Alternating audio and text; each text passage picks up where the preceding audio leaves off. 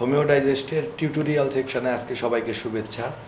আজকের এই টিউটোরিয়াল ক্লাসে আলোচনা করব ডিএসএমএস কোর্সের 4th ইয়ারের একটি টপিক নিয়ে। সাবজেক্টটি হচ্ছে ক্রনিক ডিজিজ এবং টপিকটি হচ্ছে classification of diseases in homeopathy. হোমিওপ্যাথিতে রোগের প্রকারভেদ। সবসময়ই আমরা শুনতে পাই একটি কথা যে আমরা রোগীর চিকিৎসা করি, রোগের চিকিৎসা করি না। তাহলে ক্রনিক ডিজিজ নামই হলো কিভাবে, বা ক্লাসিফিকেশন অফ ডিজিজই বা হলো কিভাবে, একটা প্রশ্ন আসতে পারে। মূলত রোগ শব্দটি যে ব্যবহার করা হয় না তা কিন্তু না। মহাত্মা হানিম্যান বহুবার কিন্তু ডিজিজ শব্দটি ব্যবহার করেছেন, কিন্তু এই ডিজিজের কনসেপ্টটা হচ্ছে অন্য সবার চাইতে আমাদের আলাদা। আমরা রোগী সহ ডিজিজকে কল্পনা করি এবং মনে করি যে রোগীর যে সার্বিক পরিবর্তন সেটাই হচ্ছে ডিজিজ। কাজেই রোগের ক্লাসিফিকেশন সম্বন্ধে অনেকের মধ্যেই একটি ভুল কনসেপ্ট থাকতে পারে। অনেকেই মনে করেন যে এটি হয়তো একটা ভুল ধারণা।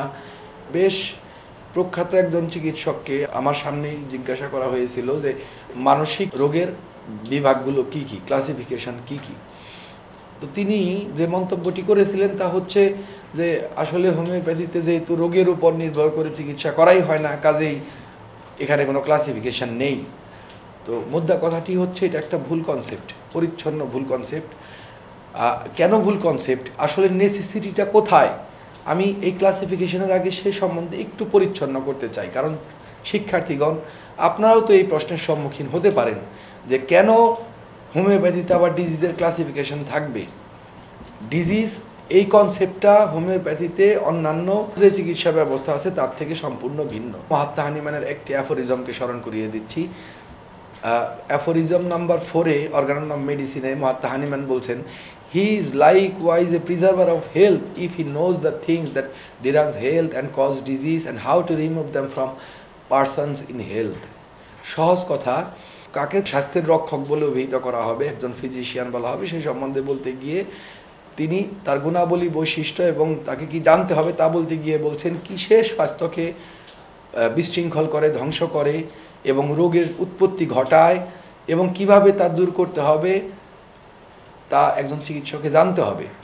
এক্সাইটিং কজ, মেইনটেইনিং কজ, এইগুলোর আলোচনা করতে গিয়ে এই অ্যাফোরিজমটির উল্লেখ বারবার করা হয়। আমি এটা বললাম এই কারণে যে হ্যাঁ, হোমিওপ্যাথিতেও শ্রেণীবিভাগ, ক্লাসিফিকেশনের কনসেপ্ট আছে। এখানে ডিফারেন্সটা কোন জায়গায়, তা হচ্ছে অন্যান্য চিকিৎসা পদ্ধতিতে যেভাবে এই ক্লাসিফিকেশনটা করেছে, যে কনসেপ্ট নিয়ে, হোমিওপ্যাথিতে মহাত্মা হানিম্যান তা করেননি। তিনি করেছেন ভিন্ন একটি কনসেপ্ট নিয়ে। মূলত হোমিওপ্যাথিতে এই ডিজিজের ক্লাসিফিকেশনটা করা হয়েছে তার অরিজিন থেকে, উৎপত্তি, উৎস থেকে, সত্যিকারের প্রকৃত উৎস থেকে।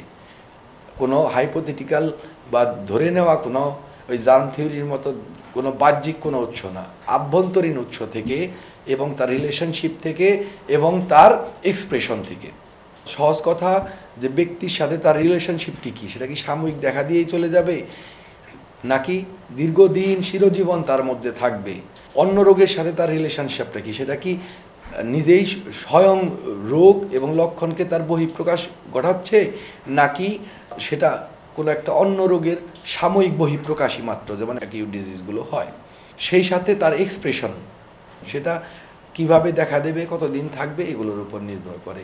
সেই সাথে অরিজিন আরও কারণে থাকতে পারে। একজন মানুষ হয়তো দীর্ঘদিন স্বাস্থ্যবিধি লঙ্ঘন করার দরুন বা সঠিক জীবনযাপন না করার দরুন তার জীবনযাত্রার ত্রুটি থেকে হতে পারে, তার দীর্ঘদিন অ্যালোপ্যাথিক ওষুধের অপব্যবহার থেকে হতে পারে, দীর্ঘদিন কোনো মাদক দ্রব্য সেবন করে তার মধ্যে এই বিশৃঙ্খলাটি সৃষ্টি হতে পারে।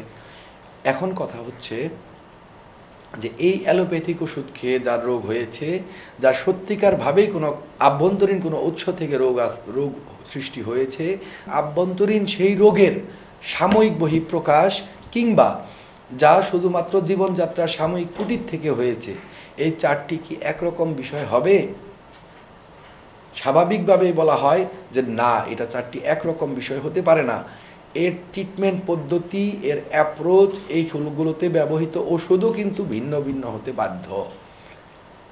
মূলত মহাত্মা হানিম্যান এই বিষয়গুলোর উপর ভিত্তি করেই একটা ক্লাসিফিকেশন করেছেন। সেই ক্লাসিফিকেশনের প্রয়োজনীয়তাটা কি ছিল? সেই ক্লাসিফিকেশনের প্রয়োজনীয়তা ছিল যে সেই বিশেষ ব্যাপারটিতে আমরা কি পদ্ধতি অবলম্বন করব, আমরা কিভাবে এগোবো, তার ট্রিটমেন্ট কি হবে, সেখানে ওষুধগুলো কি আসতে পারে, কতটুকু। যেমন আমরা জানি মানসিক রোগের ট্রিটমেন্ট করতে গেলে মাহাত্মা হানিম্যান উপদেশ দিচ্ছে যে শুরুতে একটা অ্যাকিউট ওষুধ দেওয়ার জন্য, যখন তীব্র অবস্থায় থাকে, বিশেষ করে অ্যাকিউট ম্যানিয়ার। দেন রোগী ইমপ্রুভ করার পরে তাকে একটা অ্যান্টিসোরিক প্রয়োগ করার কথা বলা হয়। অর্থাৎ আপনি ক্রনিক রোগেরও অ্যাকিউট কন্ডিশন এবং ক্রনিক কন্ডিশন আপনাকে বুঝতে হচ্ছে। তো কাজেই ক্লাসিফিকেশন অত্যন্ত গুরুত্বপূর্ণ এই ধারণাটির জন্য যে আপনি সেখানে কি অ্যাপ্রোচ গ্রহণ করবেন, সেটা সারতে কি পরিমাণ সময় লাগতে পারে, সেটা কতটুকু ক্ষতিকর, সেই ব্যাপারে আপনাকে কতটুকু সচেষ্ট হতে হবে, কতটুকু তীব্রতা নিয়ে এসে আসতে পারে, এরকম বহুবিধ কারণ। শুধু তাই না, সে ব্যাপারে পথ্যাপথ্য এবং সে ব্যাপারে সতর্কতামূলক কার্যক্রম, জীবনযাত্রা প্রণালী কি হবে, এই বহুবিধ বিষয় আপনার রোগের ধরনের সাথে সম্পৃক্ত। মাহাত্মা হানিম্যান বেসিক ক্যাটাগরিগুলো এখানে আলোচনা করেছেন। এর মধ্যে অনেক সাব ক্যাটাগরি আপনারা নিজেদের জীবনে পেতে পারেন, নিজেদের জীবনে আপনারা সেগুলো দেখতে পারেন। কিন্তু মূলত আমি আজকে যে আলোচনাটি করতে যাচ্ছি এটি হচ্ছে মাহাত্মা হানিম্যান প্রদত্ত বিভাগ। তো আমি প্রথমেই বলছি যে হোমিওপ্যাথিতে 4টি গ্রুপে মোটামুটি রোগকে ডিভিশন করা হয়। 4 ধরনের রোগের কথা বলা হয়। একটা হচ্ছে ইনডিসপোজিশন, আরেকটি হচ্ছে মেকানিক্যাল বা এক্সটার্নাল সোর্স বা সার্জিক্যাল কন্ডিশন থেকে যে রোগগুলো উৎপন্ন হয়, disease due to mechanical or external sources. Then acute disease এবং ক্রনিক ডিজিজেস। এই অ্যাকিউট ডিজিজেস এবং ক্রনিক ডিজিজ, অ্যাকিউট ডিজিজ মানে হচ্ছে আমরা যেটা সাধারণভাবে চিনি তরুণ রোগ হিসাবে, ক্রনিক ডিজিজেস মানে চিররোগ বা স্থায়ী রোগ হিসেবে আমরা যা জানি। আসলে এই অ্যাকিউট ডিজিজেস এবং ক্রনিক ডিজিজেস এগুলোকে বলা হয় ডিজিজ প্রপার, কারণ এইগুলোই প্রকৃত রোগ। ইনডিসপোজিশন বা disease due to mechanical or external sources এগুলো প্রকৃত রোগ নয়, এগুলো অপ্রকৃত রোগ এক ধরনের, কারণ এগুলোর ভিতরে আভ্যন্তরীণ কোনো ভিত্তি থাকে না এই রোগের। তো আমি বাদবাকি আলোচনাতে ইনশাল্লাহ এই ব্যাপারগুলোকে পরিচ্ছন্ন করার চেষ্টা করব। প্রথমেই আমি ইনডিসপোজিশন সম্বন্ধে আপনাদের সামনে তুলে ধরছি। ইনডিসপোজিশনটা কি? ইনডিসপোজিশনটাকে বলা যায় হলো এক ধরনের অস্বস্তি, স্বাভাবিক অবস্থার থেকে এক ধরনের বিচ্যুতি। এটাকে বলা হয় indisposition is a category of illness due to some exciting cause. কিছু সংখ্যক এক্সাইটিং কজ থেকে যে রোগগুলো উৎপত্তি হয়, যে রোগের মতো লক্ষণগুলো, যে অস্বস্তিজনক লক্ষণগুলো উৎপত্তি হয়, সেগুলোকে বলা হয় ইনডিসপোজিশন। মাহাত্মা হানিম্যান অর্গানের 150 নম্বর এফারিজমে এই ব্যাপারে বলছেন, if a patient complaints of one or more tribal symptoms that have been only observed a short time previously, the physician should not regard this as a fully developed disease that require serious medicinal aid. Mahatma Hahnemann বলছেন যে যদি একজন রোগী কিছু সংখ্যক ছোটোখাটো লক্ষণের ব্যাপারে অভিযোগ করে এবং এটা কিছুদিন আগের থেকেই হয়তো বা দেখা দিয়েছে, এরকম হয়, পরিপূর্ণভাবে ডেভেলপ করা রোগের মতো মনে না হয়, তাহলে সেখানে সিরিয়াসভাবে ওষুধ প্রয়োগ করা উচিত হবে না। A slight alteration in the diet and regimen will usually suffice to dispel such an indisposition. এই indisposition যেখানে বলছেন যে সামান্য কিছু খাবার দাবার স্বাস্থ্যবিধির পরিবর্তনই সাধারণত যথেষ্ট এই সামান্য বিচ্যুতি, এই অস্বস্তি, এই স্বাস্থ্যগত বিচ্যুত অবস্থার থেকে রক্ষা পাওয়ার জন্য, এটাকে দূর করার জন্য, পরিবর্তন সাধন করার জন্য। এই স্বাস্থ্যগত বিচ্যুত অবস্থা এই হচ্ছে ইনডিসপোজিশন। ধরুন আপনি অনেক দিনের পর দিন রাত্রি জাগলেন, তাহলে আপনার মধ্যে কিছু সিমটমস অ্যারাইজ করতেই পারে। আপনি যদি ভিতরে কোনো মায়াজম, তেমন কোনো মায়াজম না থাকে বা অ্যাক্টিভ মায়াজম না থাকে, সেই ক্ষেত্রেও কিন্তু এই যে স্বাভাবিক যে নিয়মগুলোর বিচ্যুতি ঘটালেন, তার জন্য আপনি কিছু অসুবিধা বোধ করবেন। আপনার বায়ো ক্লক চেঞ্জ হয়ে যাবে, আপনার খাবার দাবার, শীত ঠান্ডার এগুলো অনুভূতি, এই বিভিন্ন দিকে কিছু কিছু বিচ্যুতি অবস্থার সৃষ্টি হলো। পানির প্রতি এক ধরনের অনীহা সৃষ্টি হলো, পানি দেখলে শীত করা শুরু করলো, হ্যাঁ, আপনি সময় মতো আর ঘুমাতে পারছেন না, এই যে বিভিন্ন ধরনের সিচুয়েশনগুলো অ্যারাইজ করলো, এগুলো ইনডিসপোজিশন। একই ধরনের খাবার আপনি প্রতিদিন খেতে থাকলেন, এরপরে খাবারের অরুচি ধরে গেল, এবার এটা ইনডিসপোজিশন, এটা রোগ নয়। এবার যদি আপনাকে খুব সিরিয়াসভাবে কোনো চিকিৎসক ওষুধ দিতে থাকেন, এই ভুলটা কিন্তু অনেক সময় বাচ্চাদের বেলায় করা হয়। আমি প্রচুর প্রচুর বাচ্চাকে দেখেছি তার বাবা মা জোর করে খাবার খাওয়ান, এরপর বাচ্চাটির খাবারের অরুচি সৃষ্টি হয়। এটা ইনডিসপোজিশন। এই ক্ষেত্রগুলোতে সাবধান। একটা শিশু পড়াশোনা করতে চায় না, শুনেই ওষুধ দিয়ে দেবেন না। আগে দেখুন যে তাকে পড়াশোনা করানোর যে পরিবেশ সেটা ঠিক আছে কিনা, সেখানে শিক্ষকগণ বা স্কুলের পরিবেশ বা বাসার থেকে যে ব্যাকআপটা দরকার সেটা ঠিক মতো দেওয়া হচ্ছে কিনা।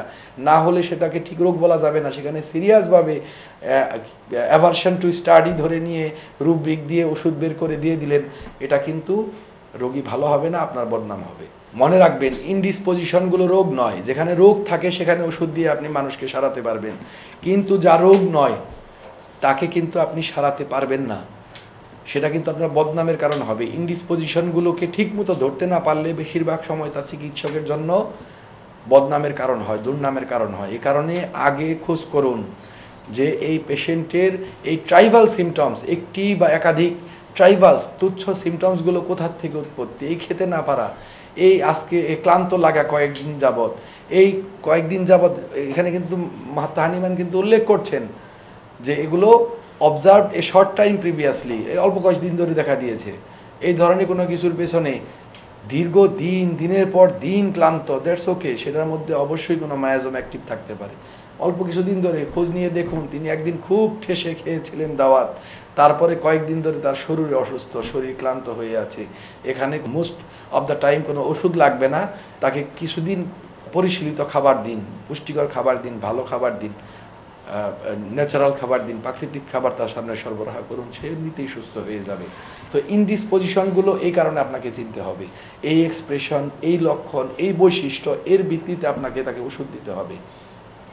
আপনারা আজকে 4th ইয়ারে আছেন, কিছুদিন পরেই আপনারা বের হয়ে চিকিৎসক হবেন, দেন আপনাদের এই ব্যাপারগুলো খুব ভালো মতো জানতে হবে, নয়তো আপনারা বারবার ট্র্যাপে পড়বেন। বর্তমানে ইনডিসপোজিশনের জন্য প্রচুর ওষুধ চিকিৎসকরা দিয়ে থাকেন এবং প্রতিবারই তাদের ফেল হতে হয়, যদি না অটোমেটিক্যালি রোগী উন্নতি লাভ করে।